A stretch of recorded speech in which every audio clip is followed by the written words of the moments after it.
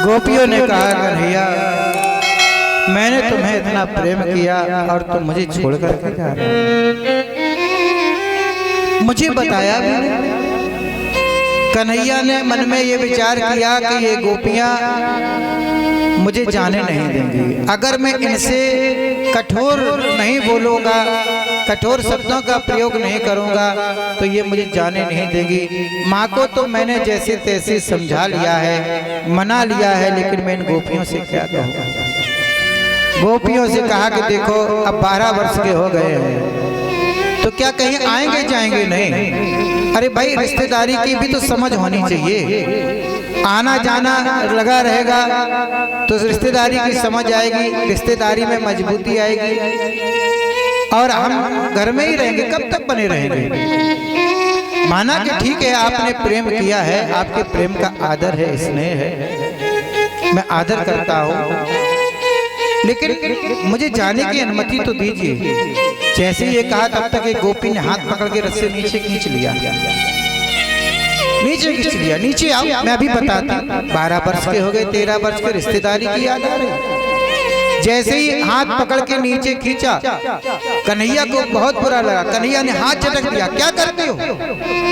किमिनो करिष्यन कुलवृद्ध बांधवा मुकुंद संगान मिसाद जात। किमिनो करिष्यन, ये क्या कर रही हो? तुम्हें पता भी है ना तुम क्या कर रही हो? अरे कुल के बूढ़े बुजुर्ग यहाँ पर खड़े हुए हो, तुमने मेरा हाथ पकड़ के नीचे खींच लिया। गोपियां बोली मैंने हाथ नीचे पकड़ के खींच लिया तो कोई बुरा काम किया है क्या? अरे मैंने तुमसे प्रेम किया है ना, और प्रेमी का ये अधिकार होता है, इसीलिए मैंने इस अधिकार से तुमको नीचे खींच लिया। और दूसरी बात, मैंने तुमसे यदि प्रेम किया है तो कोई गुनाह नहीं किया है, कोई अपराध नहीं किया है, क्योंकि मैं भी वेद शास्त्र पढ़ी हूँ, उसमें लिखा है कि परमात्मा से प्रेम करो, प्रेम करो। मैंने तुमसे प्रेम किया है, तुम परमात्मा हो, तुम अविनाशी हो, और जो अविनाशी से प्रेम कर लेता है उसका प्रेम कभी नष्ट नहीं होता है, इसलिए मैंने तुमसे प्रेम किया है। तुम कोई साधारण हो क्या? अरे तुम तो परमात्मा की अवतार हो। जैसे ये कहा तब भगवान को इतना सुंदर सा भाव, भगवान ने कहा देखो मुझे जाने दो ना, मैं जिस काम के लिए आया हूं मुझे वह काम करने दीजिए। मैं आज जा रहा हूं, कल वहां की व्यवस्था को देखूंगा और परसों लौट आऊंगा। भगवान ने मानो 3 काल की बात कही हो, भूतकाल, वर्तमान काल, भविष्य काल। आज मैं जा रहा हूं, कल वहां की व्यवस्था को देखूंगा और परसों आ जाऊंगा। लेकिन गोपियां नहीं समझ पाई। इसी आशा रूपी सूत्र में भगवान ने गोपियों को बांध दिया और भगवान रथ पर सवार होकर के चल देते। कहते हैं जब तक रथ दिखलाई पड़ा तब तक एक टक गोपियां देखती रही। रथ दिखना बंद हो गया, अब धूल उड़ रही है। जब तक धूल उड़ती रही तब तक एक टक गोपियां देखती रही और धूल भी उड़नी बंद हो गई। तो जब उन्होंने ब्रज क्षेत्र की ओर मुंह किया, अपने घरों की तरफ मुंह किया, तो ऐसा लगा जैसे प्राण ही निकल गए, प्राण ही निकल गए। निस्तेज सा वृंदावन हो गया। यह वही वृंदावन है जहाँ ब्रह्मा विष्णु नित्य डेरा डाले रहते थे, संतों महंतों का आगमन होता ही रहता था। आज वही वृंदावन है, वही सब लोग हैं, लेकिन कृष्ण के जाने मात्र से वह वृंदावन निस्तेज सा हो गया। भागवत जी में वर्णन मिला है कि कई दिनों तक गोपियों ने भोजन नहीं किया। इधर क्या हुआ, यमुना जी में अक्रूर जी ने स्नान किया। मथुरा में पहुंचते हैं, जैसे ही कंस को पता चला, कंस ने कहा कि शहर के बाहर एक धर्मशाला में इनको टिका दिया जाए। टिका दिए गए। अभी कुछ समय शेष था, अभी रात होने में कुछ समय शेष था। ग्वाल बाल बोले अब शहर में आ गए, थोड़ा समय बचा है तो चलो शहर ही देख ले, है ना। तो कहा बाबा से कहो, तो बाबा से कहा, तो बाबा बोले देखो हम भी साथ में चलेंगे। तुम लड़के लड़के जाओगे शैतानी करोगे। तो कन्हैया ने कहा बाबा भी चल रहे, बोले लो तो फिर क्या बाजार देखने का आनंद, मेला देखने जाओ जब एक जैसे लोग हों तब मेला देखने का आनंद आता है। अब ये चलेंगे साथ में तो टोकई टाकी करते रहेंगे, ये मत देखो, ये मत खाओ, ये मत करो। तो बाबा को समझाओ। कन्हैया ने बाबा को समझाया, देखो आप आए हो, अभी थक गए हो और मैं जिम्मेदारी लेता हूँ, कोई शैतानी नहीं होगी और मैं इन सब ग्वाल वालों को मथुरा दिखा करके लाता हूँ। कहा ठीक है बेटा। बलराम से तुम भी साथ? हाँ ठीक ठीक। इधर क्या हुआ कि मथुरा में हल्ला मच गया कि बलराम कृष्ण जो है मथुरा आ रहे हैं बाजार देखने के लिए। यद्यपि कंस की आज्ञा है कि कोई भी उन ग्वाल वालों का सम्मान न करे, कोई भी उनका आदर न करे, कोई भी उनका स्वागत न करे, लेकिन प्रेम को क्या तलवार की धार से रोका जा सकता है क्या? प्रेम को तलवार की नोक से रोका जा सकता है क्या? जितने भी जो भी सुनता है माला आरती थाली रोली चंदन टीका लिए खड़े हुए हैं और जिधर से कन्हैया निकलते हैं उधर से ही हल्ला हो जाता है। और एक नजर देख बर ले कन्हैया, जादू भरी तेरी आंखें जिधर गई, जिधर देख लेते हैं उधर ही हल्ला मच जाता है, उधर ही लोग बावले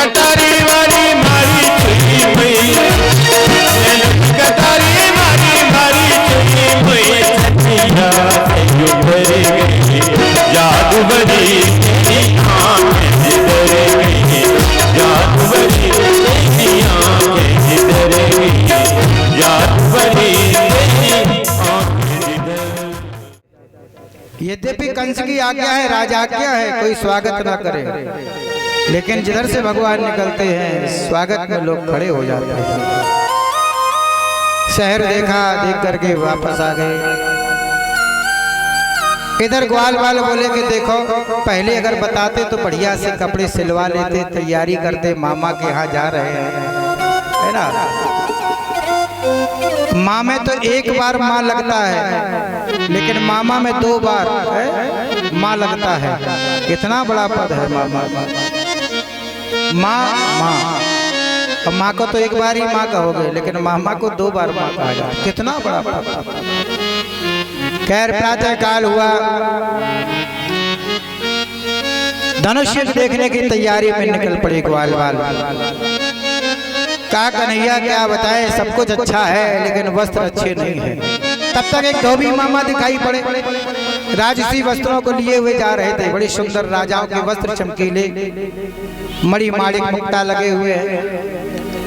भगवान ने कहा धोबी मामा राम राम, और जैसे ही ये कहा धोबी मामा राम राम, भाई तो बिगड़ गया। वह क्यों बिगड़ गया? क्योंकि मामा का अर्थ क्या होता है? मामा का अर्थ है पिताजी के साले साहब। पिताजी के साले साहब को ही तो मामा कहा जाता है। तो वह बिगड़ गया। मुझसे मामा कहने वाले कौन? मैं कैसे तेरा मामा हुआ? बोले ममाने में जाओ ना तो सब मामा ही होते हैं। हाँ, ममाने में कोई और रिश्ता भी होता है क्या? अच्छा, ममाने में पिताजी का संबंध नहीं चलता है। जहाँ हम अपने ममाने गए तो वहाँ पे किसी ने ये नहीं कहा कि राम बहादुर शास्त्री का लड़का है, बोले शकुंतला जी का लड़का है। मन तो पिताजी का नाम ही सुनने को नहीं मिला। हाँ, क्योंकि भैया मातृ शक्ति, मातृ पक्ष, माता का प्रभाव। तो बोले मामा के यहाँ ममाने में माता के पक्ष में सब मामा ही होते हैं, इसलिए मैंने तुमको मामा कहा। बोले तुम हो कौन? बोले हम वृंदावन बसैया, गौवन के चरैया, कृष्ण कन्हैया। बोले अच्छा ऐसे कहो, तुम तो चौपिया हो, गौओं को चराने वाली, तुम क्या जानो इन वस्त्रों को पहनना। भगवान बोले देखो हम सम्मान सूचक शब्दों का प्रयोग करते हैं, आप भी सम्मान से बोलिए। और देखो उस समय की बात अलग थी, किस समय की, जब हम मर्यादा पुरुषोत्तम थे, तब जो कुछ कहा मैंने सहन कर लिया। अब हम लीला पुरुषोत्तम बन करके आए हैं। हाँ, अगर ज्यादा बात की तो ठीक नहीं होगा, लेकिन वह उल्टे पलटे शब्द बोलता रहा, भगवान को सहन नहीं हुआ। भगवान एक कनपटी में मुक्का जमाया, सिर धड़ से अलग हो गया, बाकी के सबके सब भाग गए, वस्त्र वहीं छोड़ के भाग गए। ग्वाल वालों ने वस्त्र पहने, वस्त्र पहन के चले तो कहा कन्हैया वस्त्र तो बड़े सुंदर हैं, अच्छे हैं, लेकिन ऐसा लग रहा है जैसे नगर पालिका के सफाई कर्मी हो। बोले क्यों? बोले इतने ढीले हैं कि आधी सड़क झड़ती हुई चली जा रही है। अब फिटिंग के हो तब तो ठीक है, बोले अगर ये वस्त्र सही हो जाए तो अच्छे लगे। तब तक एक आगे दर्जी मामा राम राम जैसे ही कहा वह तो बड़ा प्रसन्न हो गया। अरे किसी ने कम से कम कोई ना कोई संबंध तो बनाया। संसार में रहने के लिए आपको संबंध बनाना ही पड़ेगा। किसी को आप चाचा कहेंगे, किसी को ताऊ कहेंगे, किसी को मौसा, किसी को मौसी, कुछ ना कुछ। बड़ा प्रसन्न हो गया, परिचय पूछा तो कहा ये तो हमारा सौभाग्य है, क्या सेवा करें? बोले इन वस्त्रों को ठीक कर दो। वस्त्रों को ठीक किया, बढ़िया सुंदर फिटिंग के वस्त्र हो गए, अब तो बड़े अच्छे लगने लगे। तब आगे एक माली मिला, माली मामा राम राम, भाई भी बड़ा प्रसन्न हुआ, सबको माला पहनाया। अब तो ग्वाल वाल पहले से बहुत सुंदर लगने लगे। ग्वाल वालों ने कहा कि बस एक ही कमी है, अगर धापक तहुआ चंदन और लग जाए तो पक्के ब्रजवासी लगेंगे। हाँ, कन्हैया ने कहा चलो देखे, प्रभु उसका भी इंतजाम करेगा। और तब तक 3 जगह से टेढ़ी कुरूप एक हाथ में चंदन की कटोरी लेकर के जा रही है, उसका नाम है कुब्जा। 3 जगह से टेढ़ी है, पीठ पे कुबड़ है, काली कलूटी है। और जैसे ही हाथ में चंदन देखा तो भगवान ने उससे कहा अरे सुनो सुनो सुनो सुनो सुंदरी। भगवान ने एक सुंदरी शब्द का प्रयोग कर दिया, लेकिन चलती बहुत तेज थी। जैसे भगवान ने कहा सुनो सुनो सुंदरी, तब तक वह उरई के आसपास पहुंच गई थी, इतनी तेज चाल थी। लेकिन वापस क्यों आ गई? वापस इसलिए आ गई कि सुंदरी शब्द सुन करके उसे बहुत बुरा लगा। जब वह लौट करके आई तो कहा एक ग्वाल वालों, तुम्हारा दिमाग खराब है क्या? तुम्हारे दिमाग का स्क्रू ढीला हो गया है क्या? बावली हो गया? भगवान ने कहा क्या बात हो गई? बोले तुमने मेरा उपहास किया है। कैसा उपहास किया? बोले तुमने मुझे सुंदरी कहा, मैं कहां से सुंदर हूं?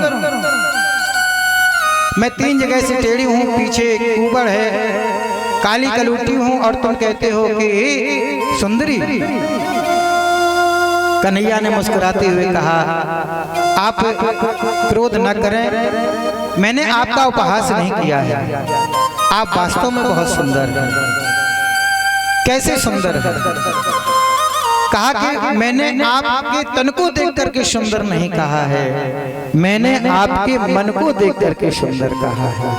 अरे तन की सुंदरता की परख तो ये संसार वाले करते हैं, लेकिन मुझे तो जीव का जो मन है उस मन की सुंदरता मुझे चाहिए। मन सुंदर होना चाहिए। तन सुंदर हो ना हो कोई बात नहीं, तन की सुंदरता तो ये संसार वाले देखते हैं, लेकिन मैं तो मन की सुंदरता को देखता हूँ। तुम मन से बहुत सुंदर हो। गुप्ता ने कहा कि एक बात बताओ कि अब चाहते क्या हो?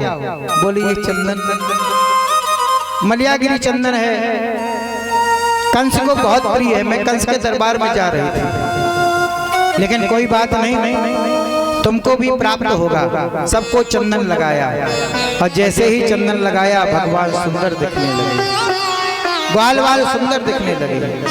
भगवान ने सोचा कि इसने मुझे सुंदर बनाया है, तो चलो मैं इसको सुंदर बना दूं। भगवान ने इसकी पैरों के अंगूठे से अपना पैर का अंगूठा दबाया, और थोड़ी पर जैसे ही हाथ का इशारा दिया, वैसे ही कुबर टूट गया, बिल्कुल सीधी हो गई, सर्वांग सुंदर हो गई। मारे खुशी की नाचने लगी, मारे खुशी की नाचने लगी। और जब नाचने लगी मारे खुशी की, तो भगवान जब आगे बढ़ने लगे तो कहा सुनो सुनो मेरी एक बात सुनो। क्या बात सुनाना चाहते हो? कहा कि मुझसे आप विवाह कर लो। बोले ये कौन सी बात हुई?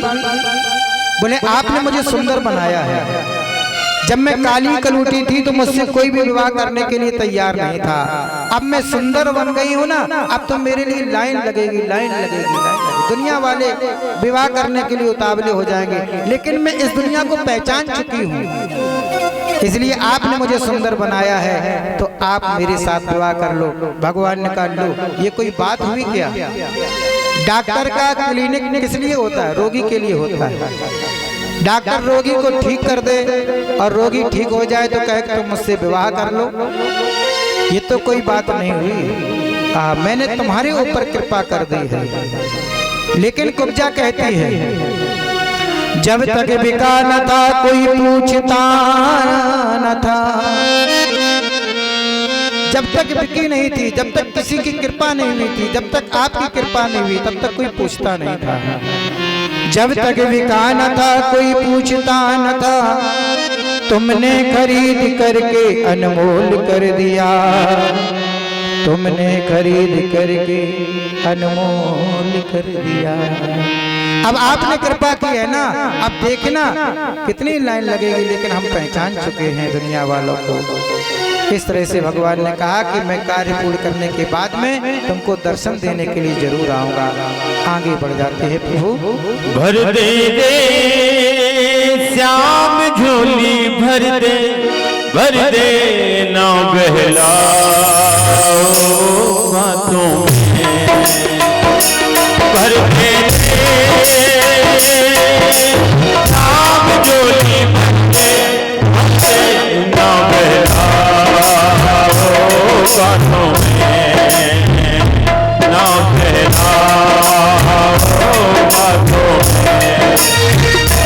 भर दे नाम जोड़ी भर दे ना बहला बातों में, ना बहला बातों में।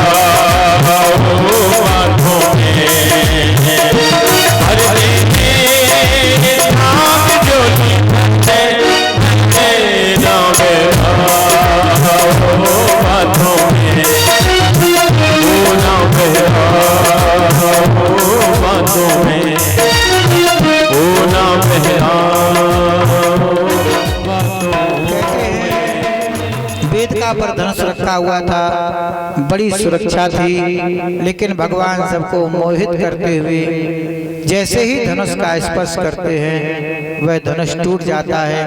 बड़ा भयंकर शब्द हुआ।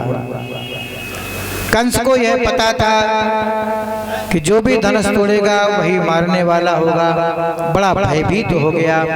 कुबलिया पीठ हाथी, उसने रास्ता नहीं दिया, लेकिन भगवान ने उसका भी उद्धार किया। आगे जब बढ़े तो चाणूर मुष्टिक बड़े बड़े योद्धा हैं, पहलवानी के बड़े दांव पैंच जानते हैं। भगवान से युद्ध करने के लिए तैयार हुए। भगवान ने कहा कि देखो आप पहलवान हैं, हम छोटे से बालक हैं, हमारा तुम्हारा कोई जोड़ नहीं है। लेकिन चाणूर मुष्टिकों ने कहा कि जो 10,000 हाथियों के बल वाला कुबलिया पीठ हाथी को मार सकता है वह कोई साधारण हो सकता है। भगवान ने बहुत कहा, लेकिन नहीं माना। तो बलराम जी को इशारा किया, क्या करे? बोले करो, आए हो तो फिर इनका उद्धार ही कर दो। फिर क्या चाहा? कोई लुकान फांस रहा है, कोई टांग फांस रहा है, कोई धोबी पछाड़ का प्रयास कर रहा है। ये पहलवानी के दांव पैंच हैं। पहले पहलवानी होती थी तो दांव पैंच होते थे, तो अब पहलवानी है ही नहीं है, क्योंकि अब वो खान पान नहीं है पहलवानी का। बंगरा के पास एक कुठौंदा है, वहाँ कथा करने के लिए हम गए हैं, तो वहाँ पे जरूर पहलवान तैयार किए जाते हैं। आज भी वहाँ पे एक प्रशिक्षण शाला है, वहाँ पे पहलवानी सिखाई जाती है ना। तो यदा कदा कहीं पहलवान दिखाई पड़ते हैं, बाकी पहलवानी अब खत्म हो गई, क्योंकि खान पान खत्म हो गया। जैसा खान पान वैसे ही शरीर। हाँ, ये जरूर है कि बरसात यदि हो जाए, कचरियां हो जाएं, तो कुछ कचरिया पहलवान जरूर दिखाई पड़ते हैं, है ना। तो कहने का भाव ये है इस तरह से। लेकिन भगवान ने ज्यादा समय नहीं लिया, चाणूर मुष्टिक का उद्धार किया। और चाणूर मुष्टिक के उद्धार के बाद में कंस जो सिंहासन पर बैठा हुआ था, दोनों बलराम और कृष्ण दोनों दौड़ करके जाते हैं और एक एक तरफ के केसों को पकड़ करके सिंहासन से कंस को नीचे गिरा लिया। सिंहासन से नीचे गिराने के बाद में सीने पर भगवान ने पैर रख लिया और कहा कि मामा जी याद है, कुछ याद है मेरी जननी की, क्या तूने दशा बनाई थी। याद करो वो दिन जब मेरी माँ विदा होकर के जा रही थी, जिनके हाथों की लाली मेहंदी अभी छूटी नहीं थी, जिन्होंने अपने पति का द्वार अभी देखा नहीं था, सास ससुर का मुख नहीं देखा था। ऐसे समय में तुमने मेरी माँ को रथ के नीचे गिरा दिया था मारने के लिए, क्योंकि एक आकाशवाणी ने संबोधित किया था। इसलिए कुछ याद है मेरी जननी की, क्या तूने दशा बनाई थी, केसों को पकड़ पटक पृथ्वी जब तूने खड्ग उठाई थी। मारने के लिए तलवार उठा ली। वो आकाश की वाणी थी, वो आकाश की वाणी थी, समझाता लाल देवकी का, बदला लेने को सन्मुख है अब अष्टम गर्भ देवकी का। ये वही 8वां लाल है जिसको मारने का तुमने प्रतिदिन प्रयास किया। लेकिन याद रखो मामा जी, मृत्यु का कोई भी प्रबंध नहीं होता है। जिसने भी जन्म लेने की भूल की है, जो भी इस संसार में जन्मा है, उसे मरना ही पड़ेगा, क्योंकि इसे मृत्यु लोग कहते हैं। इसीलिए व्यक्ति को अपने कर्मों से सावधान रहना चाहिए, क्योंकि आज नहीं तो कल मरना पड़ेगा और परमात्मा के सामने हिसाब किताब देना पड़ेगा। परमात्मा तुम्हारे कर्मों का हिसाब किताब लेगा कि भाई संसार में गए थे क्या किया। इसलिए बहुत सावधानी की आवश्यकता है। याद करो, अब कंस गिड़गिड़ाने लगा, गलती हो गई, क्षमा। बोले क्षमा का समय निकल चुका है। जब आपने तलवार उठाई थी माँ को मारने के लिए, मेरे पिताजी ने समझाया था, उसी समय यदि क्षमा मांग ली गई होती ना तो यह दिन नहीं आता। इसके बाद 6 भाइयों की हत्या करने के बाद में मुझे मारने का प्रयास किया। अब तुम कहते हो क्षमा, जब तुम्हारे प्राणों पर आया तो क्षमा मांग रहे हो, धर्म की दुहाई दे रहे हो। लेकिन जब अधर्म किया था तो क्या तुम्हें ये धर्म याद था? इसलिए कर्म करते समय इस बात का ध्यान रखो कि मुझे इसका हिसाब किताब देना ही पड़ेगा। अवश्य में भोक्तव्यम कृतम कृत शुभाशुभम। याद रखिए, भगवान कृष्ण कहते हैं कर्मों का फल अवश्य मिलेगा, अवश्य मिलेगा, अवश्य मिलेगा। फिर पूजा पाठ से प्रभु की कृपा प्राप्त होती है। वह चाहे तो आपके पाप कर्मों को क्षमा कर सकते हैं, लेकिन ये उनके चाहने के ऊपर निर्भर करता है। इसलिए कर्म करते समय बहुत सावधानी की आवश्यकता है।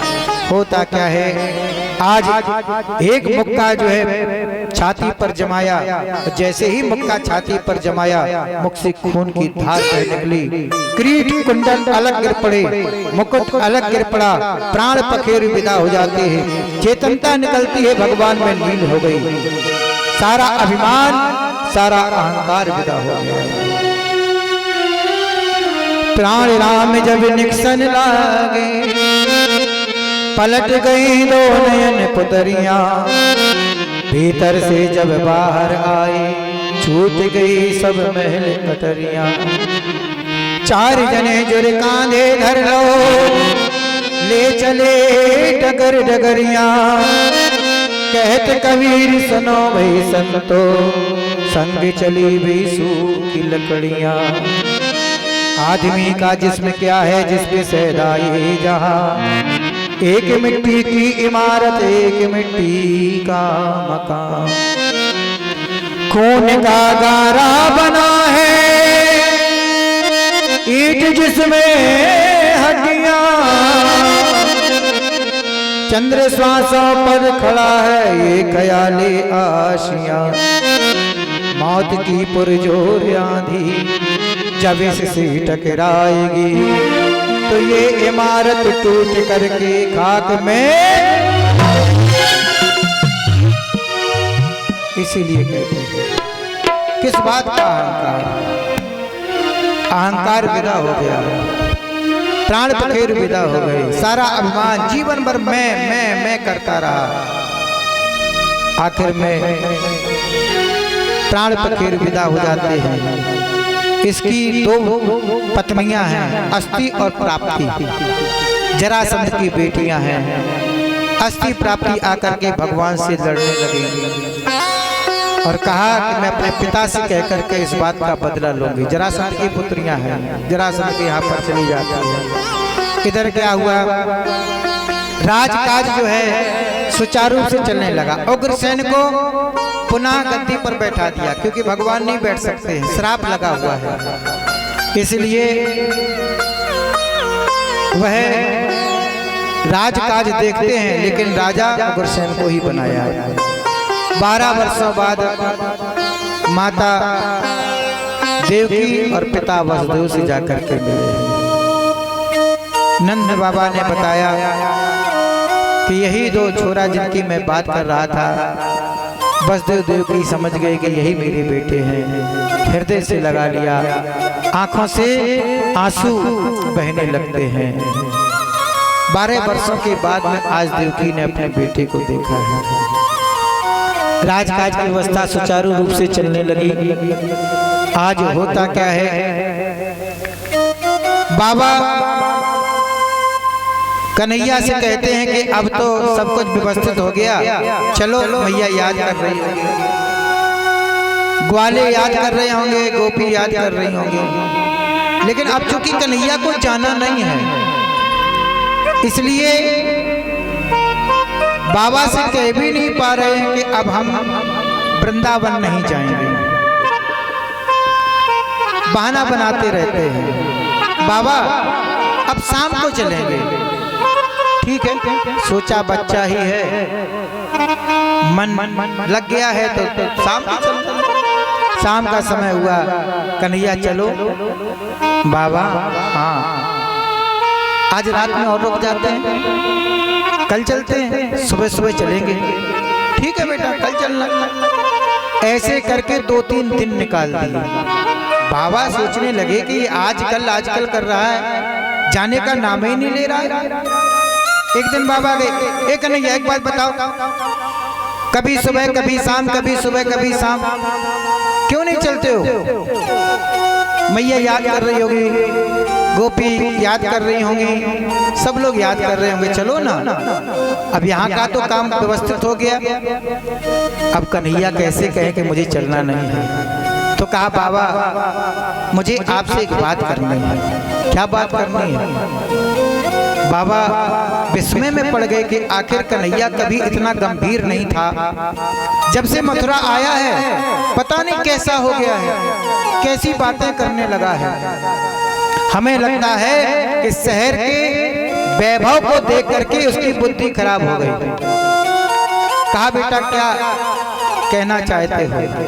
कन्हैया ने कहा मैं आपसे 2 वरदान मांगना चाहता हूँ, 2 वचन मांगना चाहता हूँ, आप मुझे देंगे? बाबा ने कहा एक पिता के पास में ऐसा क्या होता है या क्या नहीं होता है जो बेटे को न दे सके? पिता के पास जो भी वह सब बेटे के लिए ही है। लेकिन एक बात बताओ कन्हैया, जब से तुम मथुरा आए हो ना, बहकी बातें कर रहे हो, बात क्या है? पहले ये वचन दीजिए कि मैं 2 वचन मांगूंगा, उन्हें आप देंगे देंगे देंगे। बाबा ने कह दिया दूंगा दूंगा दूंगा। तो कहा कि पहला वचन तो आप मुझे ये दीजिए कि आप यशोदा मैया को रोने नहीं देंगे, कभी उनकी आंखों में आंसू नहीं आने देंगे। जैसे ये कहा नंद बाबा सोच में पड़ गए कि ये कन्हैया कह क्या रहा है। अरे भाई कोई माँ यदि रोएगी तो मैं उसे कैसे शांत करूंगा, मैं उससे कैसे कहूंगा कि रो नहीं। बेटा ये कैसी बातें कर रहे हो? अगर यशोदा मैया रोएगी तो मैं उन्हें कैसे समझाऊंगा? दूसरी बात बोले दूसरी बात ये है कि आज के बाद आप मुझे वृंदावन जाने के लिए नहीं कहेंगे। जैसे ये कहा कि वृंदावन जाने के लिए नहीं कहेंगे, नंद बाबा सुनकर के मूर्छित हो गए, बेहोश हो गए। बाल भी खड़े हुए थे, उनकी आंखों में भी आंसू आ गए। कन्हैया इतना बदल गया। और बदल भी क्यों ना जाए, यहाँ पर चांदी की छत है, मड़ियों के फर्श हैं, सोने के खंभे हैं ना, दास दासियां हैं ना, इसलिए इस वैभव को देख करके इसकी बुद्धि खराब हो गई। क्यों रे कन्हैया एक बात बता, मेरे प्रेम में कोई कमी रह गई थी क्या? हम ग्वाल वालों ने तुम्हें इतना प्रेम किया और तुम कहते हो कि हम वृंदावन नहीं जाएंगे। क्या कमी रही वृंदावन में बताइए तो? कन्हैया ने सोचा कि मैं इनसे भी यदि कठोरता से बात नहीं करूंगा तो ये लोग चाहेंगे नहीं। कन्हैया ने कहा कौन प्रेम, कैसा प्रेम? अरे वो तो सब एक समय का प्रभाव होता है। हम छोटे थे, साथ में खेलते थे, बातें होती थी, तुमने उसको प्रेम समझ लिया क्या? प्रेम ऐसे ही होता है क्या? जाओ, मैंने किसी से कोई प्रेम नहीं किया है। जैसे ये कहा ग्वाल बाल बोले बिल्कुल ठीक कहा था। किसी ने कहा था कन्हैया से इतना प्रेम मत करना, क्योंकि जितना वो ऊपर काला है उतना ही अंदर भी काला है। आज यह बात सत्य सिद्ध हो गई कि तुम अंदर से भी उतने ही काले। ग्वाल वालों से कहा चलो अब इसके ऊपर कोई असर होने वाला नहीं है। इतना निष्ठुर कन्हैया निकलेगा, इतना कठोर निकलेगा, मुझे पता नहीं था। रथ में नंद बाबा को लिटा लिया, ग्वाल बाल वृंदावन। इधर क्या होता है, मैया दरवाजे पर बैठे हैं। जब से कन्हैया गए मैया ने अंदर प्रवेश ही नहीं किया। मेरा कन्हैया आएगा ना तभी मैं अंदर जाऊंगा। रोज दास दासियों से माखन निकलवाती है, चांदी की कटोरी में चांदी की चम्मच लगा करके दरवाजे पर माखन लेकर के बैठती है और कहती है मेरा कन्हैया आएगा ना तो सबसे पहले मुझसे कहेगा कि माँ मुझे भूख लगी है, मुझे माखन खिलाओ। मैं सबसे पहले उसे माखन खिलाऊंगी, इसी आशा में बैठी हुई है, नित्य प्रति प्रतीक्षा करती है। रथ की आवाज जब आई तो मैया दौड़ी, मेरा कन्हैया आ गया, मेरा कन्हैया आ गया, देखो देखो मेरा कन्हैया आ गया। जैसी रथ के पास में गई, देखें क्या नंद बाबा मूर्छित है और ग्वाल वालों की आंखों में आंसू बह रहे हैं। एक ग्वाल वालों, क्या हो गया, मेरा कन्हैया कहाँ है? तुम सब लोग साथ में गए थे, फिर मेरा कन्हैया कहाँ चला गया? कहीं छुप गया है क्या? अरे छुप गया है तो उसे जल्दी से मेरे सामने। नंद बाबा को जब हिलाया डुलाया तो नंद बाबा की मूर्छा दूर हुई और कहा कि मेरा कन्हैया कहाँ पर है? तुम लेकर के गए थे ना, कहाँ है मेरा कन्हैया? नंद बाबा ने कहा एक तो आया नहीं है और दूसरा कब आएगा बताया नहीं है। जैसे ही ये कहा यशोदा मैया नंद बाबा से दूर हो गई और कहा कि तुम ही हो मेरे बेटे को छोड़ करके चले। अरे तुम कैसे पिता हो, एक पिता होकर के तुम अपने बेटे को छोड़ करके चले आए। मैं कह देती हूँ कि आज के बाद तुम मुझसे बात नहीं करना। भागवत जी में वर्णन मिला है कि उस दिन के बाद से यशोदा मैया नंद बाबा से बात नहीं करते हैं, बस दरवाजे पर ही बैठे रहते हैं, दरवाजे पर ही बैठी रहते हैं। बाके बिहारी नंदलाल नैना नीर भरे, बाके बिहारी नंदलाल नैना नीर भरे।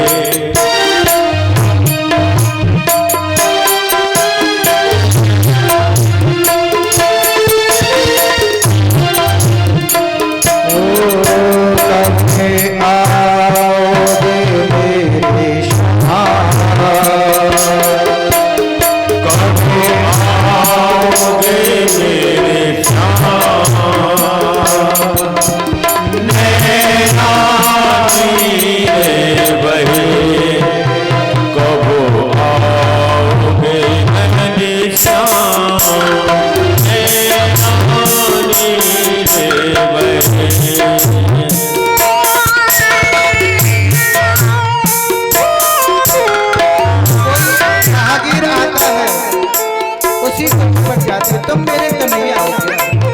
कन्हैया के वियोग में मैया की आंखें दुखी हो गई, अब दिखाई नहीं पड़ता है, बाहर ही बैठे रहते हैं। कोई निकला आहट भी लिपट जाती, तुम मेरे कन्हैया हो गया। वह राहगीर कहता है ना, मैं तुम्हारा कन्हैया हूं।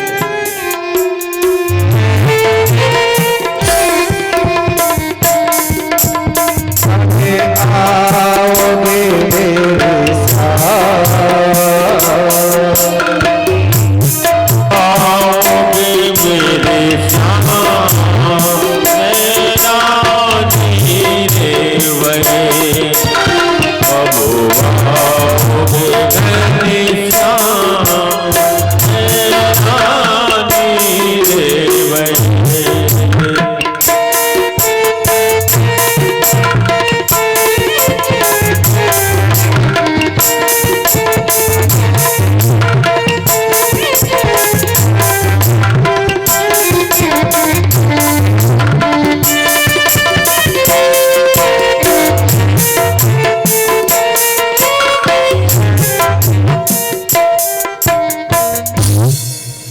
बाके बिहारी घनश्याम नैना कब आओगे, दरवाजे पर ही बैठी रहती है।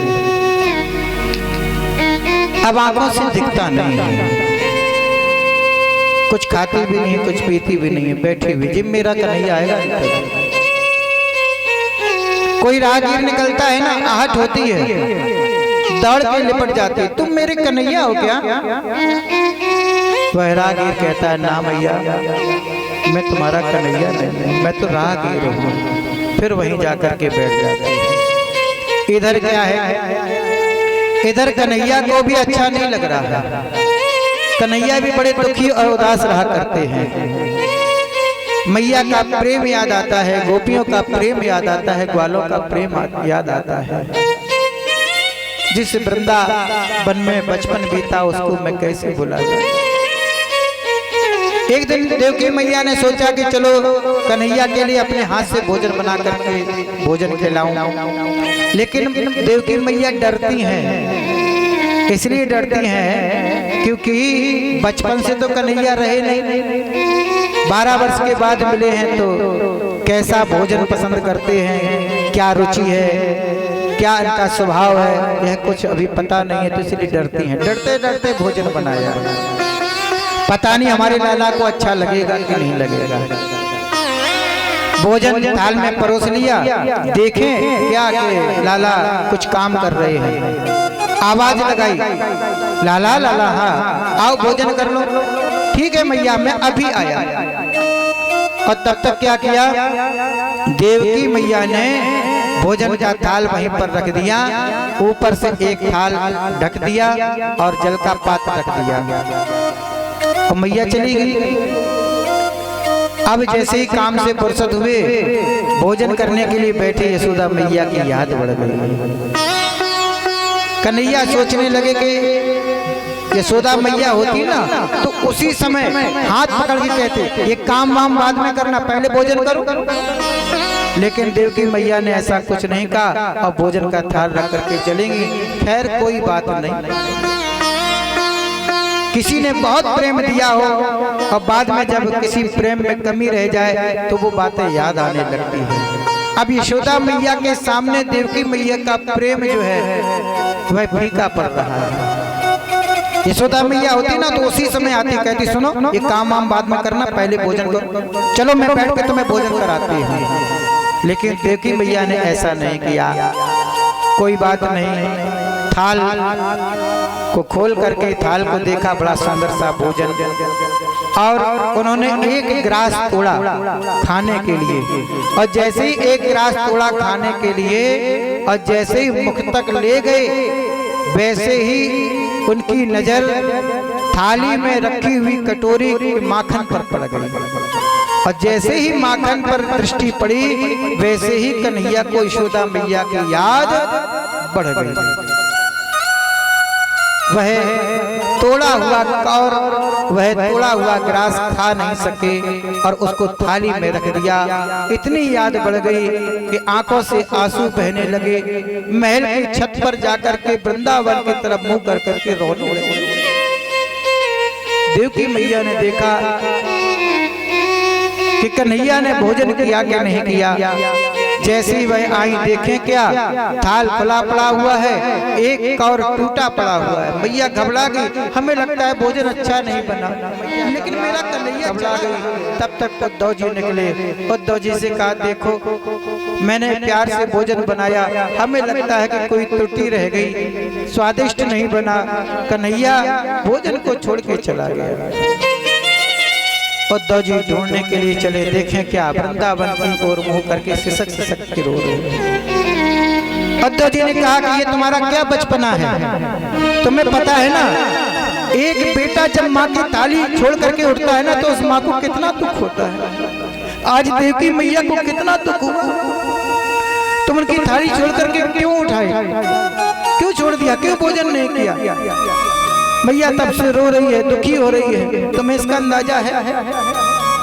आज जैसे ये कहा, उद्धव जी से लिपट गई और कहा देवकी इस मैया से कहना कि आज मुझे क्षमा कर दें, आज के बाद मैं कभी थाली छोड़ करके नहीं उठूंगा। लेकिन देवकी मैया भी इस बात का ध्यान रखे कि आज के बाद कभी भी भोजन में माखन न रखे, क्योंकि माखन रखेंगे तो मैं भोजन नहीं कर पाऊंगा। मुझे यशोदा मैया की याद आ गई।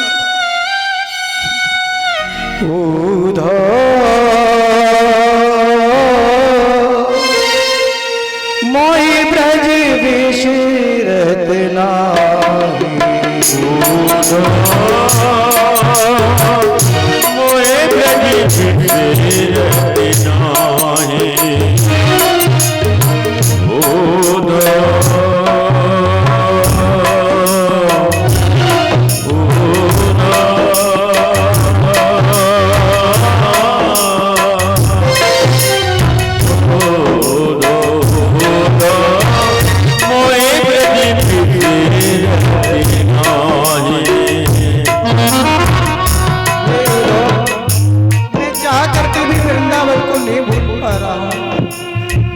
करके भी मैया के प्रेम को नहीं भूल पा रहा हूँ। मैं चाहता हूँ कि मैं वृंदावन को भूल जाऊँ।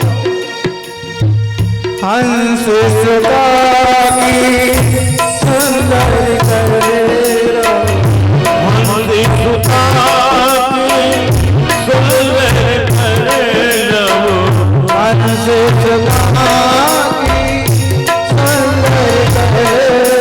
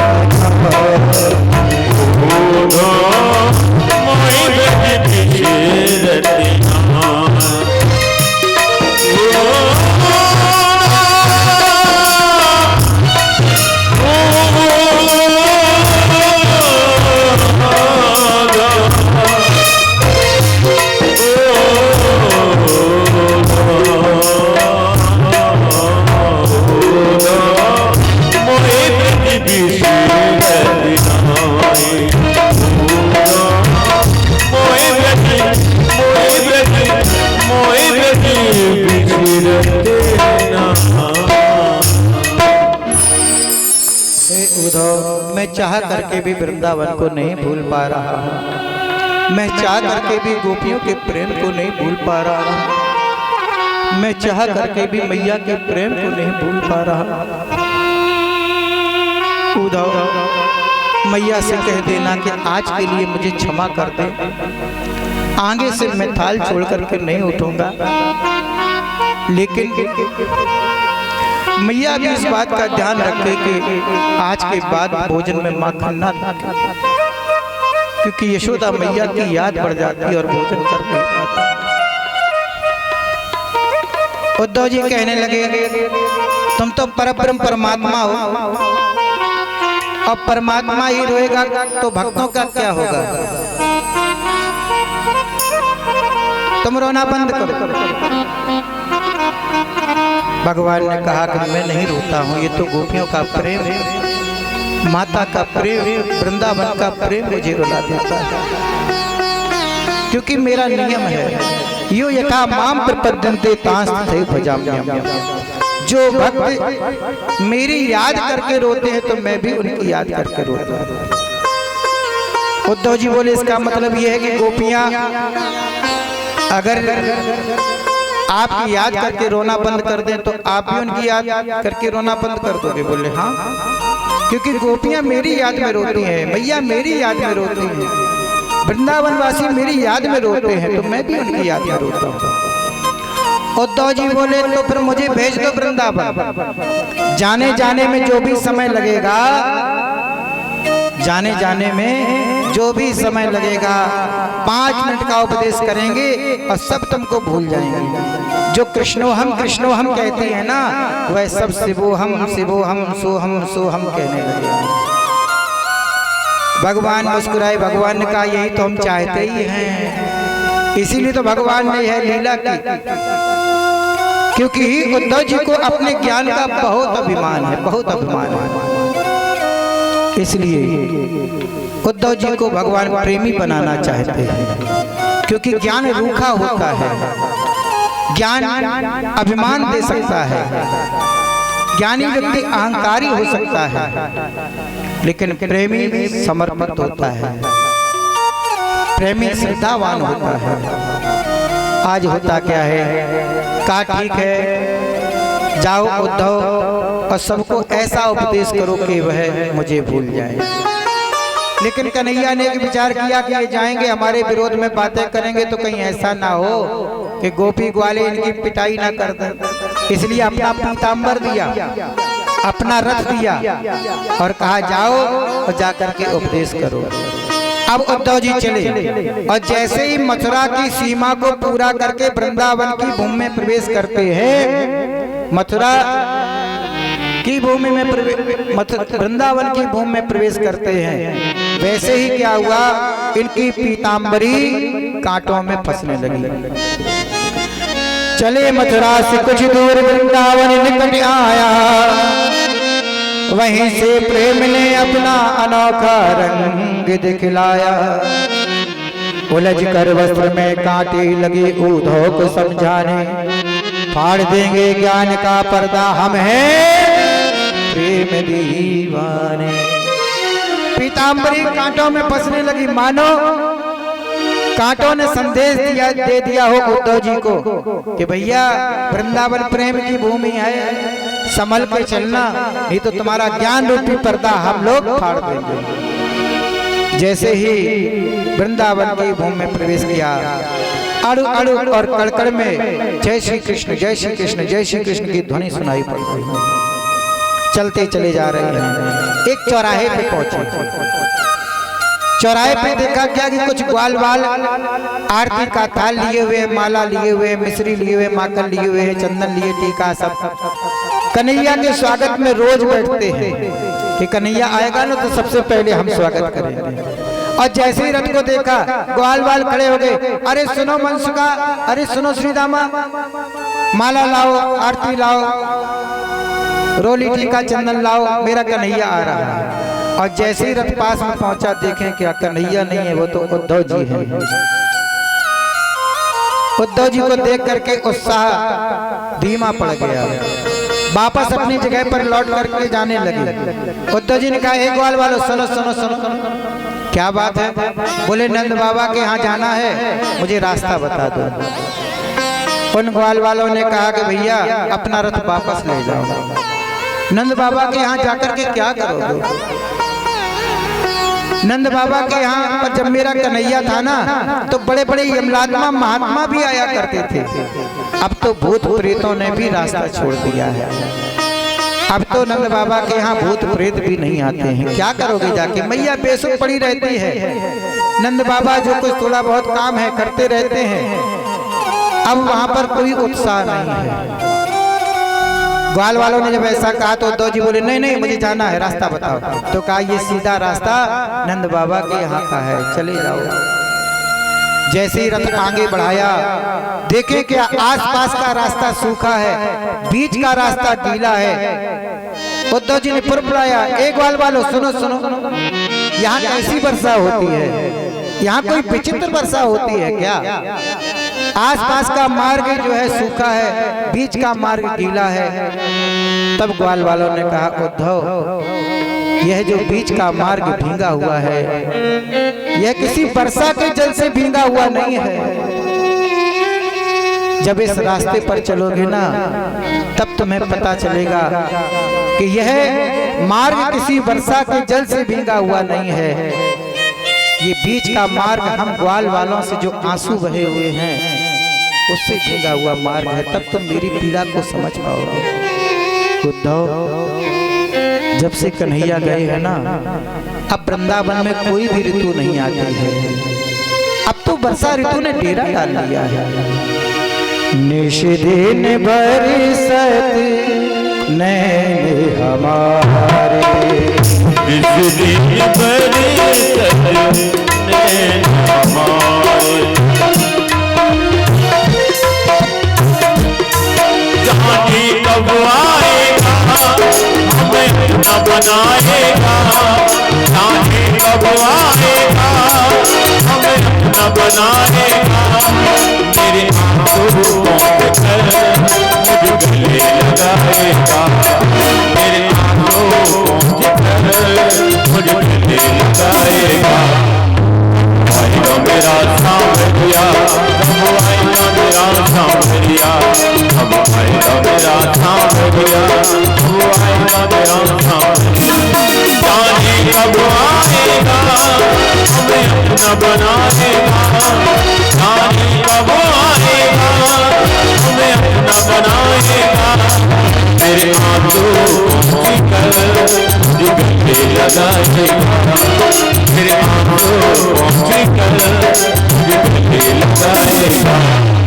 अब आएगा मेरा सांवरिया, अब आएगा मेरा सांवरिया, अब आएगा मेरा सांवरिया, अब आएगा मेरा सांवरिया।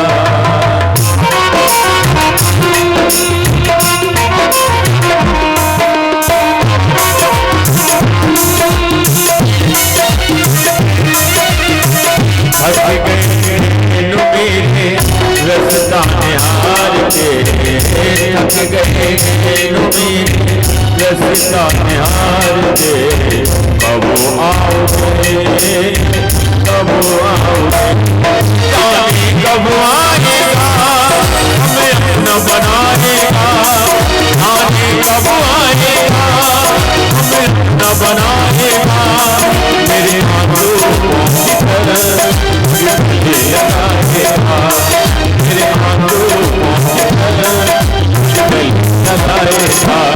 अब आएगा मेरा सांवरिया, अब आएगा मेरा सांवरिया, अब आएगा मेरा सांवरिया, कब आएगा मेरा सांवरिया। आज ग्वाल वालों ने कहा कि इस रास्ते पर लेकर के जाओगे तब मेरी पीड़ा को समझ पाओगे। जब से कन्हैया गए हैं ना तब से अब कोई ऋतु नहीं आती है। मेरी आंखों में वर्षा ऋतु ने डेरा डाल दिया है। सदा रहती वर्षा ऋतु हम पर, सदा रहती वर्षा ऋतु हम पर, जब से श्याम सिधारे निषदिन बरसते निषदिन बरसते नैन हमारे, निषदिन बरसते नैन हमारे।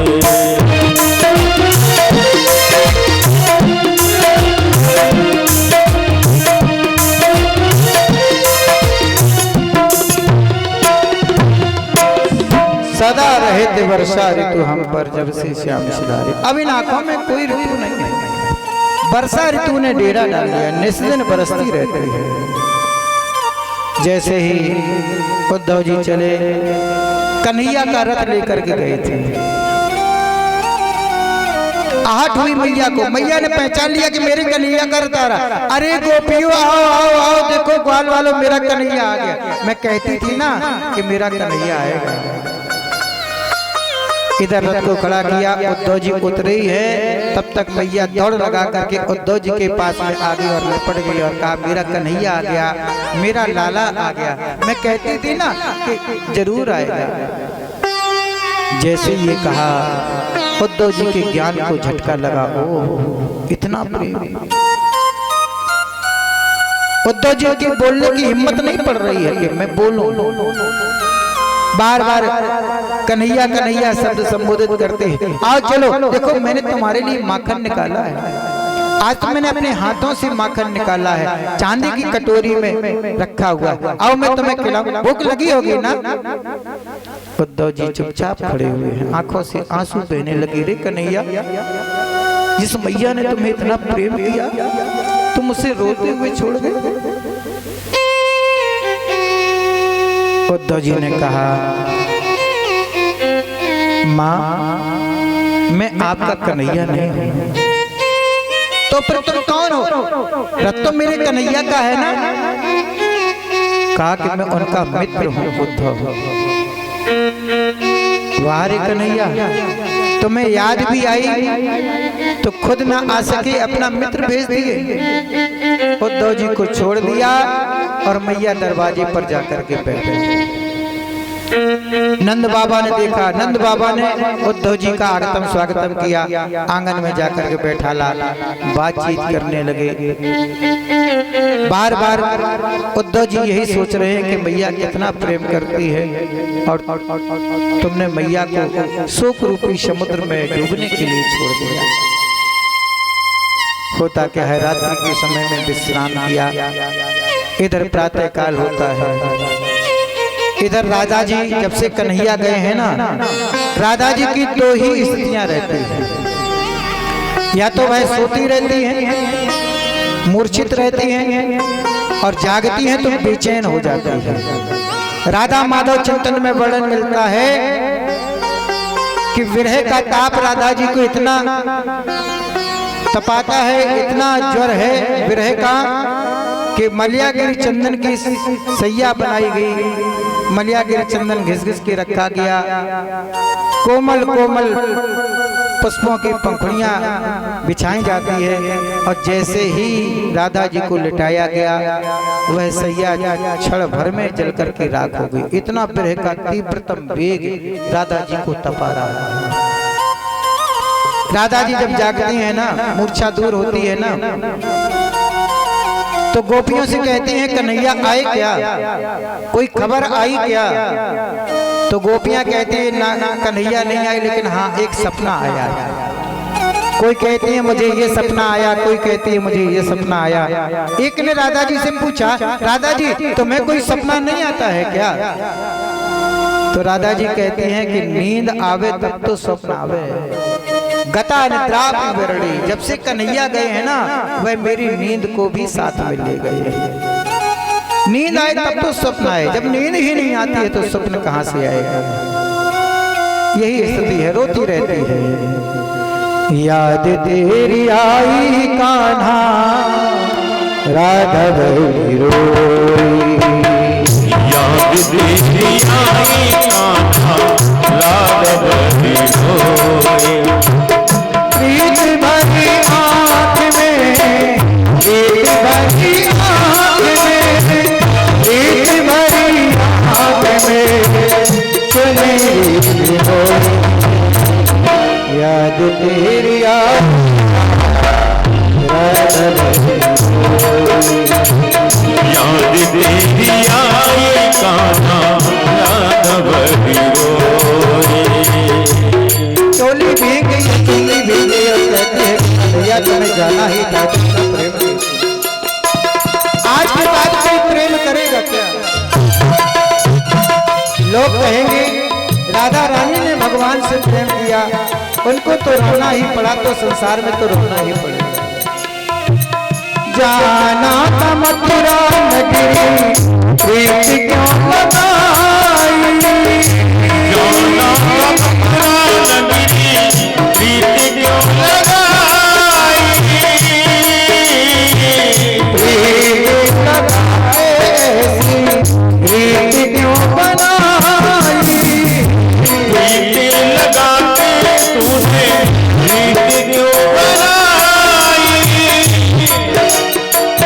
आए रनिया में तो जरे जरे रोई रे, आए रनिया में तो जरे जरे रोई रे, याद तेरी आई कान्हा राधा बड़ी रोई, याद तेरी आई कान्हा राधा बड़ी रोई, मेरे कान्हा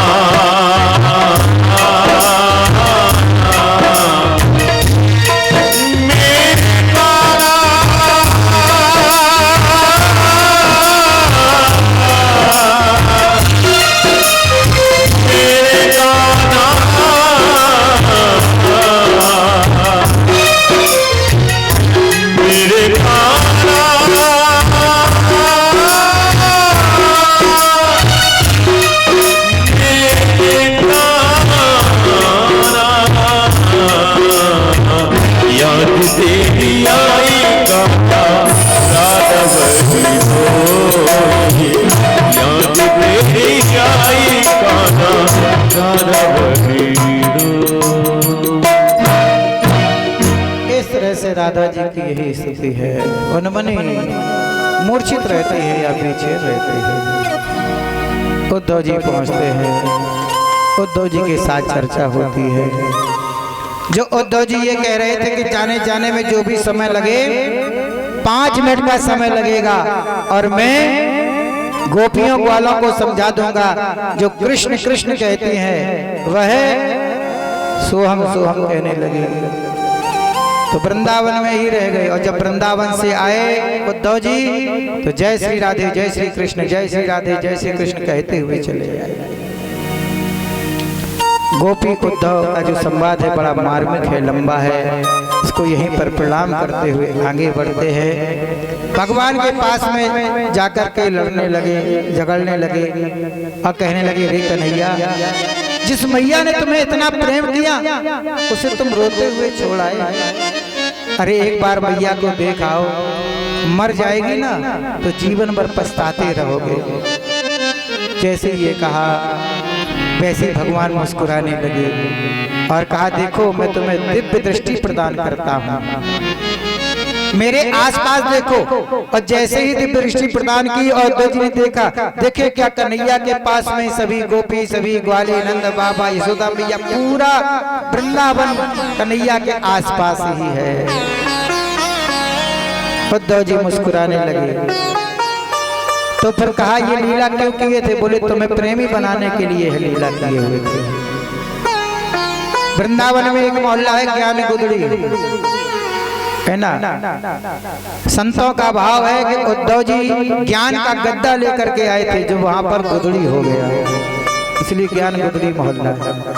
कहने का भाव ये है, गुरुकुल में पढ़ने के लिए जाते हैं। देखिए मानव का अवतार लिया है तो जो मानव की व्यवस्थाएं जिस तरह से चलती है, मानव का जीवन जिस तरह से पूर्ण होता है, उसी प्रकार से भगवान भी गुरु के आश्रम में पढ़ने के लिए गए। अब जिनके श्वास से चारों वेद निकले हुए हैं, जो सब कुछ जानने वाले हैं, चारों वेद श्वास श्रुति चारी, लेकिन गुरु जी के यहाँ पढ़ने के लिए गए क्योंकि मर्यादा का पालन है। गुरु गृह पढ़ने गए रघुराई, अल्पकाल में ही सब कुछ, ये मर्यादा है। अच्छा एक बात और है, गुरु जी से पढ़िए तो बड़ी श्रद्धा के साथ पढ़िए। आप गुरु दक्षिणा जरूर दीजिए। अगर गुरु दक्षिणा नहीं दोगे तो आपकी विद्या सफल नहीं होगी। हाँ, बहुत से लोग ट्यूशन पढ़ लेते हैं और फीस देते ही नहीं। वो इस चीज को बड़ा समझते हैं कि अरे देखो हमने पढ़ा और फीस नहीं दी। अरे नहीं दी तो उनका क्या बिगाड़ लिया? अपना भविष्य बिगाड़ लिया। इसलिए पढ़िए और गुरु दक्षिणा भी दीजिए, क्योंकि विद्या तो सभी लोग पढ़ सकते हैं, लेकिन विद्या उसी की सफल हो सकती है जिसको गुरु का आशीर्वाद मिल जाता है। जिसको गुरु का आशीर्वाद मिल जाए उसकी विद्या सफल हो जाती है। पढ़ लेना अलग बात है, सफल होना एक अलग बात है। गुरु जी के पास में गए, कहा विद्या पूरी हो गई, अब गुरु दक्षिणा। कहा कि बेटा मेरे लिए यही सबसे बड़ा है। क्या सबसे बड़ा है?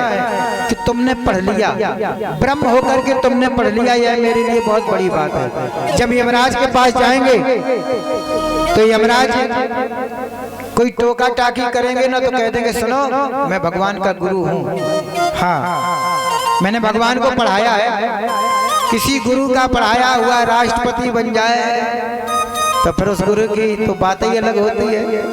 देखो मेरा पढ़ाया हुआ है, राष्ट्रपति बन गया है, किसी की हिम्मत है जो रोक सके? गुरु के लिए इससे बड़ा गौरव क्या हो सकता है?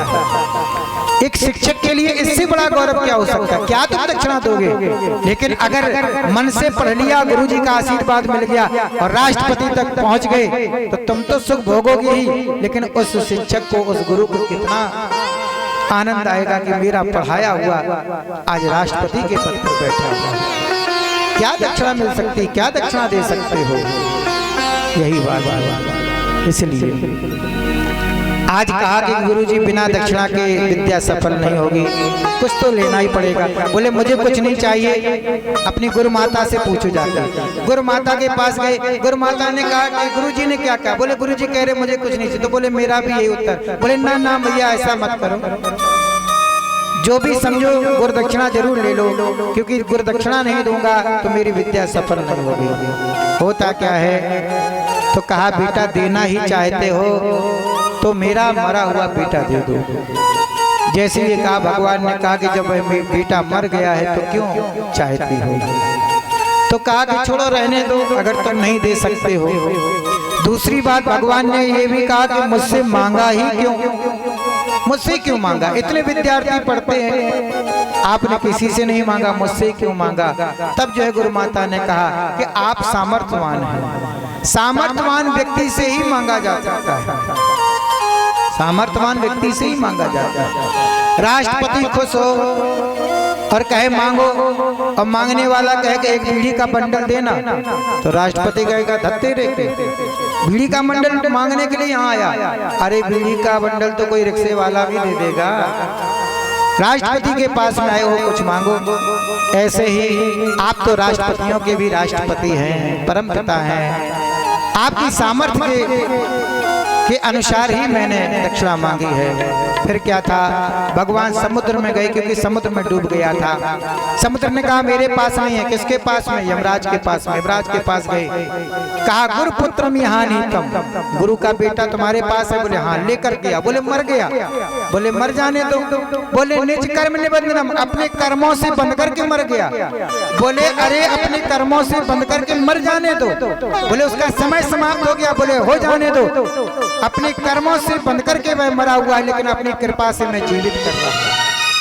भगवान कहते हैं मैं अपनी कृपा से जीवित कर रहा हूं। इसीलिए तो कहते हैं कर्म और भाग्य से बड़ी है तो भगवान की कृपा है। भगवान की कृपा सर्वश्रेष्ठ है। और आपके कर्म यदि भाग्य में प्रभु की कृपा यदि सम्मिलित हो जाए तो फिर कहने क्या है? भाग्य चमकने में देर नहीं लगेगी, कर्म सफल होने में देर नहीं लगेगी। इसलिए होता क्या है? इस तरह गुरुकुल में पढ़ने के लिए जाते हैं। जरासंध ने 17 बार आक्रमण किया भगवान, लेकिन हार गया। 18वीं बार ब्राह्मणों को सेनापति बना करके लेके गया, और जैसे भगवान ने देखा, बताओ, बोले ये पूजा पाठ करने वाले बेचारे ब्राह्मण, यह पूजा पाठ करके यजमानों का तप बढ़ाते हैं। यजमान ब्राह्मणों की पूजा पाठ से बलिष्ठ होता है, उसका अध्यात्म बल मजबूत होता है। आप देख रहे हैं यहाँ पर कथा हो रही है, हमारे 5 बड़ यहाँ पर बैठे हुए हैं। जब तक कथा होती है बड़े नियम से माला घुमाते हैं, मंत्र का जाप करते हैं। इससे क्या होता है? इससे यजमान का तप बल बढ़ता है, यजमान की आध्यात्मिक शक्ति बढ़ती है, अनिष्ट दूर होते हैं। इसलिए 5 वर्णों को पंडित जी भागवत कथा का पाठ कर रहे हैं, संस्कृत का मूल पाठ। बाकी हिंदी में आपको मैं कथा सुनाई रहा हूँ। हमारे संगीतकार बुंदेलखंड के सुप्रसिद्ध कलाकार आपके मंच पे आपके पिरोना गांव में आए हुए हैं। दादा का हमारा 15 साल से संबंध है। 15 साल से हमारे साथ कथाओं में हमारे स्नेह हमको दे रहे हैं। कहने का भाव ये है, तो तप बढ़ता है, लेकिन ब्राह्मणों को सेनापति बना करके लाया है, तो हम ब्राह्मणों से युद्ध नहीं करेंगे। सब प्रकार तुम सन हमारे, क्षमा विप्र अपराध। भगवान ने सोचा क्या करे? बोले हाँ, युद्ध भूमि से भाग जाओ। ब्राह्मणों के लिए बहुत ध्यान देना, भगवान ब्राह्मणों के लिए युद्ध भूमि से भी भाग खड़े हुए। इनका नाम क्या पड़ गया है? रणछोड़। बोलिए रणछोड़ भगवान की जय हो। तब से यह अपने आप को भगवान के ऊपर विजयी मानता है। काल यवन आया, काल यवन का भगवान उद्धार करते हैं। मुचकुंद जो है उनका भी, उनकी कथा का प्रसंग भी यहाँ पर है। और अब धीरे धीरे हम बढ़ रहे हैं भगवान की रुक्मिणी के विवाह की। प्रमुख रूप से भगवान का विवाह रुक्मिणी जी के साथ में हुआ।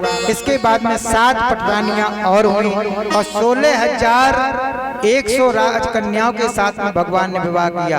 वो कौन 16,100 कन्याएं हैं जो भौमासुर के कारागार में पड़ी हुई है।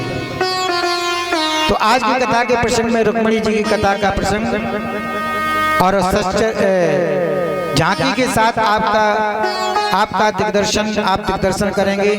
रुक्मिणी और भगवान श्री कृष्ण के विवाह के विषय में बड़ी सुंदर सी चर्चा है।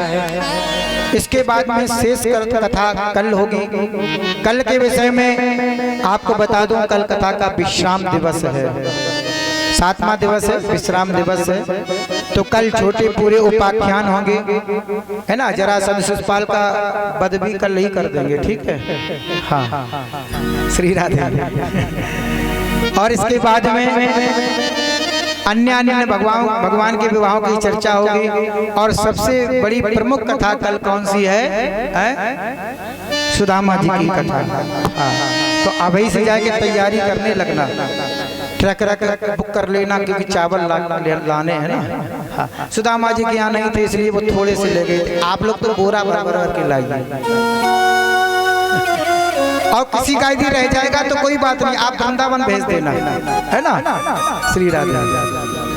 कोई अगर कल ना चढ़ा पाए, अब वो सोचे हमारा चावल रह गया, तो एक ट्रक भेज देना वृंदावन, कोई टेंशन की बात नहीं। आश्रम में सेवा होती रहेगी। तो आइए रुक्मिणी जी की पवित्र कथा में प्रवेश करें। इसके पहले 2 बार नाम संकीर्तन, तत्पश्चात मन को भजन में लगा के बैठो संतों में जाके, मन को भजन में लगा के। दोनों हाथों से ताली बजाते हुए कहेंगे क्या? श्याम मिल जाएंगे, राम मिल जाएंगे,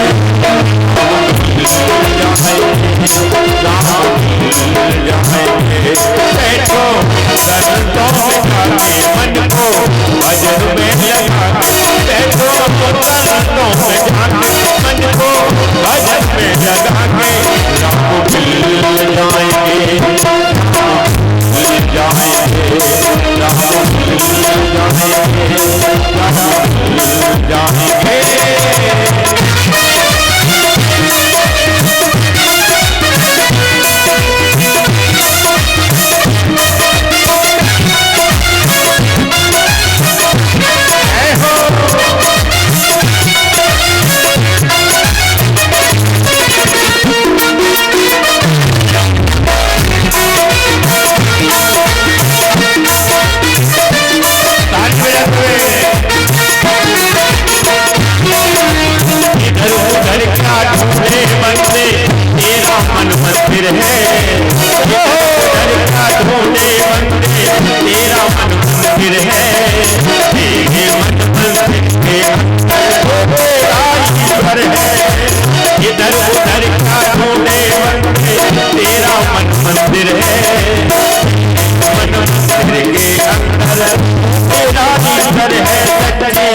लगने लगा के सतगुर मन में बिठा, लगने लगा के सतगुर मन में बिठा, श्याम मिल जाएंगे, राम मिल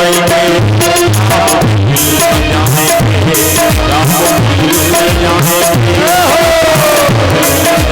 जाएंगे, बैठो संतों में जाके, मन को भजन में लगा के, बैठो संतों में जाके, मन को भजन में लगा के, राम मिल जाएंगे,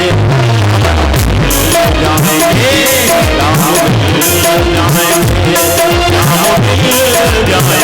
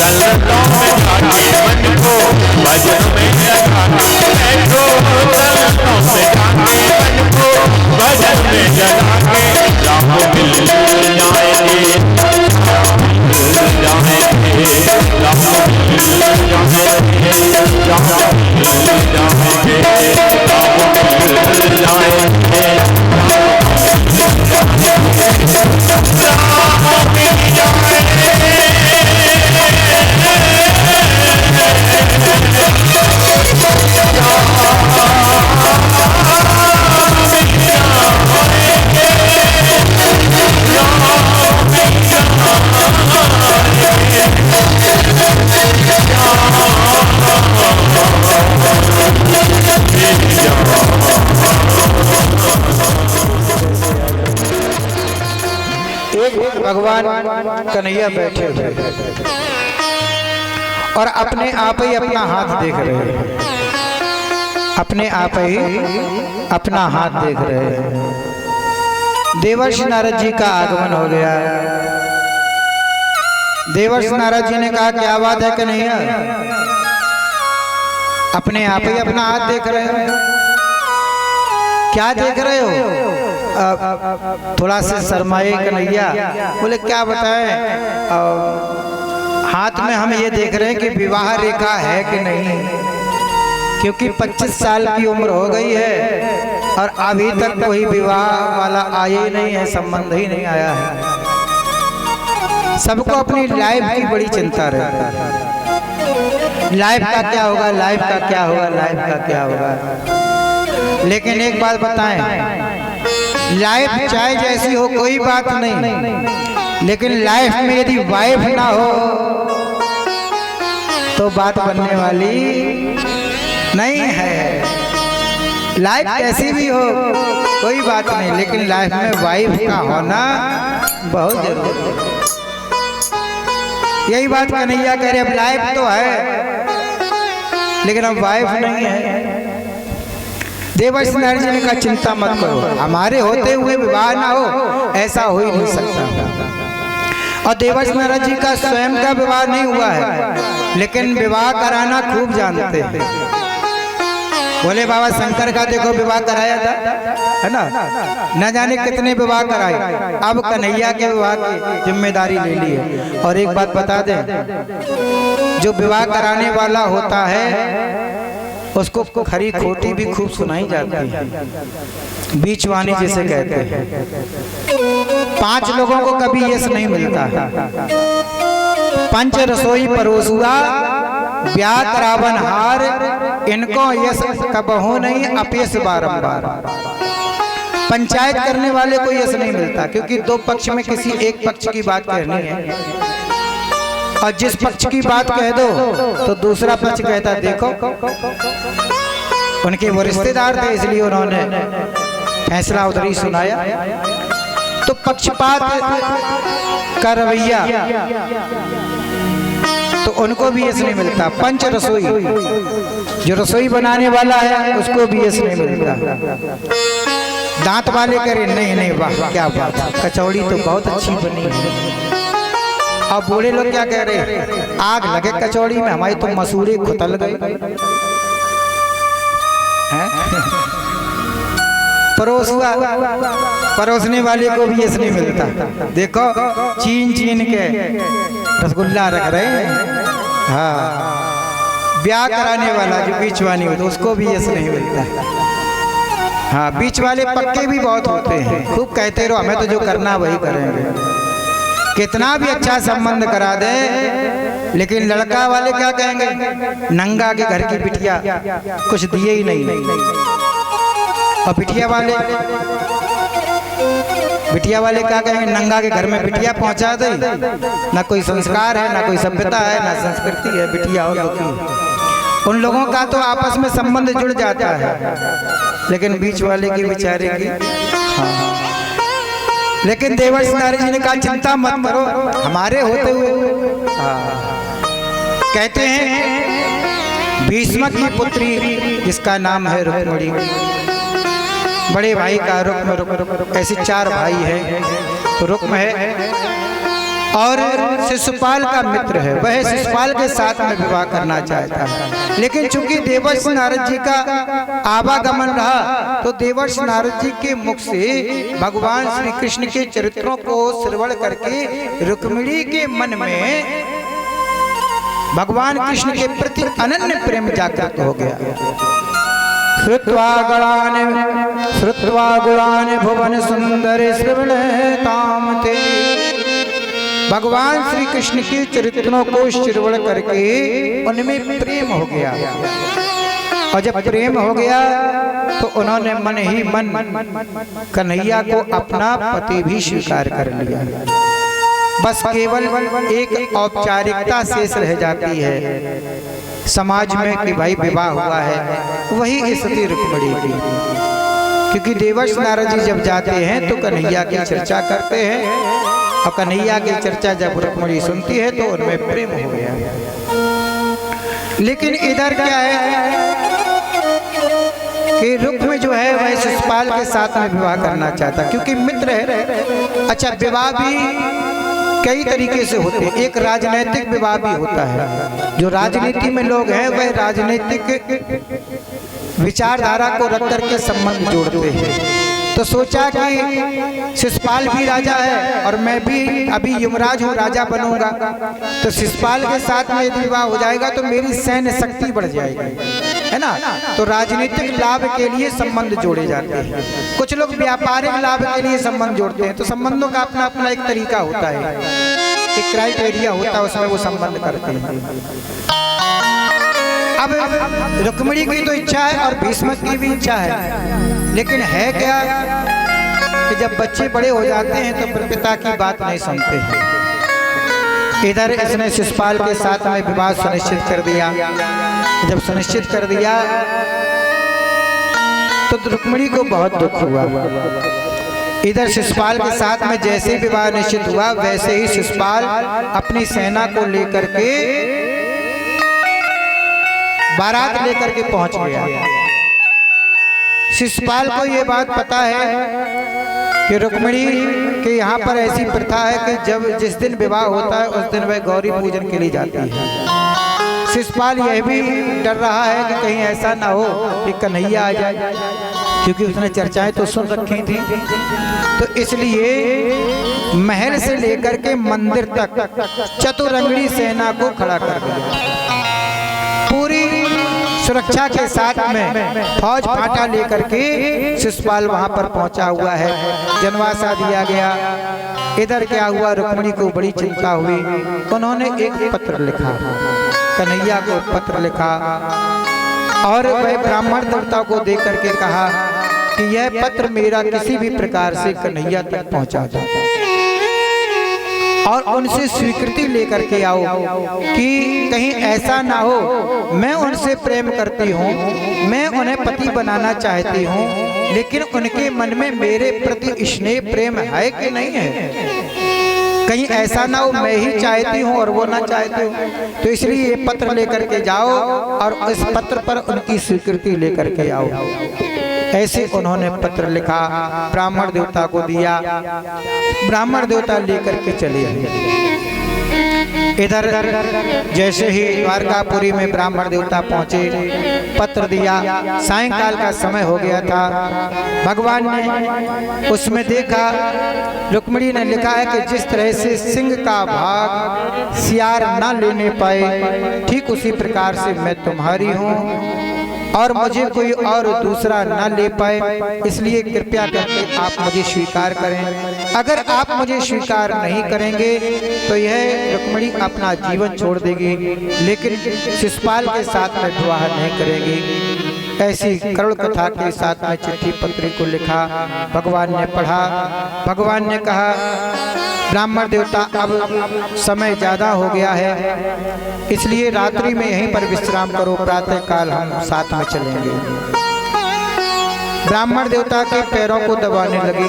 ब्राह्मण देवता सो रहे हैं तो कन्हैया पैरों को दबा रहे हैं। इसके दो अर्थ निकल सकते हैं।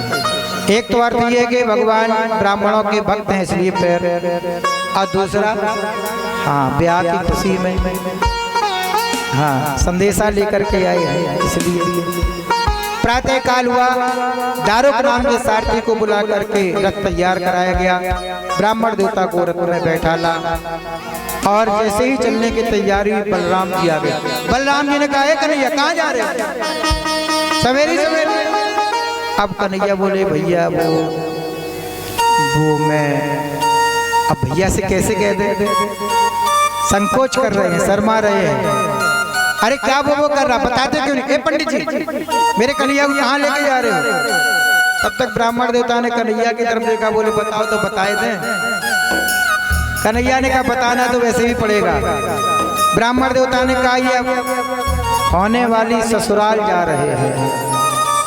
जैसे ये कहा बोले अरे कन्हैया चुपके चुपके, अरे मुझे भी तो बताओ, तुम पहुंचो मैं अपना फौज फाटा लेकर के आता। फिर क्या था, भैया का आशीर्वाद मिल गया, कन्हैया पहुंचे। इधर क्या हुआ, रुक्मिणी मैया आज गौरी पूजन के लिए तैयार हो रही हैं। उनकी सखियां सहेलियां आज रुक्मिणी मैया को सजा रही हैं, कोई मेहंदी लगा रही हैं, कोई गजरा लगा रही है। इस तरह से आज उनका साज श्रृंगार हो रहा है। आइए सभी रुक्मिणी मैया को मेहंदी लगा